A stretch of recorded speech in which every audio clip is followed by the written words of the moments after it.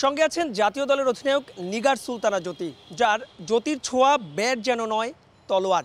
নতুন বছর, বাংলাদেশের বিশ্বকাপ সম্ভাবনা এবং সাম্প্রতিক নানা ইস্যুতে কথা বলবো তার সঙ্গে।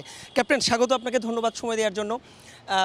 এরপরই আমাদের ওয়েস্ট ইন্ডিজের বিপক্ষে 3 ম্যাচের ওয়ানডে সিরিজ, খুবই গুরুত্বপূর্ণ। ইকুয়েশনটা জানেন তো?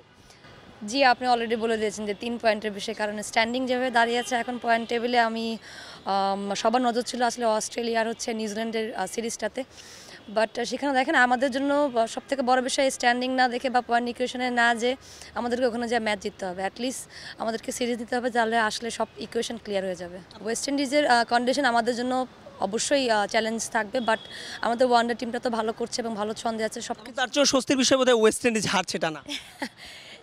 ওইটাও না, কিছু প্লেয়ার আছে যারা ম্যাচ উইনার ওয়েস্ট ইন্ডিজ টিমে, এবং আমাদের টিমেও কিছু প্লেয়ার আছে যাদের আমরা যদি মনে করি যে আমরা আমাদের ক্রিকেটটা খেলতে পারি, সেদিকে ফোকাস করি এবং যে যার ইন্ডিভিজুয়াল রোলটা প্লে করতে পারি, সো ডেফিনেটলি আমাদের জন্য ভালো কিছু ওয়েট করছে। 13 তারিখের দিকে আমরা রওনা করব।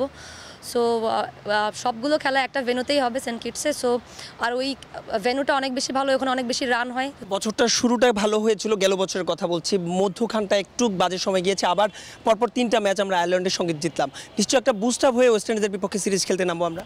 জি, প্রথমত দেখেন 2024 সালটা বলবো আপস অ্যান্ড ডাউন দু দিক থেকে ছিল, এবং মোরালেস বলবেন যে টিমের প্রত্যেকটা প্লেয়ার কোনো না কোনোভাবে কন্ট্রিবিউট করেছে, টিমের জন্য স্ট্যান্ড করেছে, সেই জিনিসগুলো অনেক বেশি গুরুত্বপূর্ণ। এবং লাস্ট যে সিরিজটা খেলেছি সেখানে দেখেছি যে ব্যাটাররা অনেক বেশি রান পেয়েছে, সেটা সব থেকে বেশি অ্যাজ এ ক্যাপ্টেন বলবেন যে অনেক রিল্যাক্সের বিষয়। নারীদের বিগ ব্যাশ বলি কিংবা ভারতের যে নারীদের ওমেন্স আইপিএল খুব একটা ডাকে না, মানে এর পেছনের ব্যাক অফ দ্য মাইন্ড আপনার কি মনে হয়, কারণটা কি আসলে? এই প্রশ্নের উত্তর আপনি আরও বেটার দিতে পারবেন আমার কাছে মনে হয়। দেখেন, ছেলেদেরই কিন্তু অনেক ডিফিকাল্ট হয়ে যায়, এবং হ্যাঁ, এইসব বড় বড় ফ্র্যাঞ্চাইজেস যখন আপনি যাবেন, তখন আসলে আমি বলবো যে খেলার ধরনটা হয়তো বা চেঞ্জ হয়ে যায়। কিন্তু আমাদের দেশে যদি এরকম একটা লিগ স্টার্ট হয়, তখন বাইরের প্লেয়াররা যখন আসবেন, তখন আমাদের জন্য ডোর ওপেন হবে বাইরের খেলার জন্য। প্রথমবার মতো বিসিএল খেললেন, 3 দিনের ফরম্যাটের ক্রিকেট।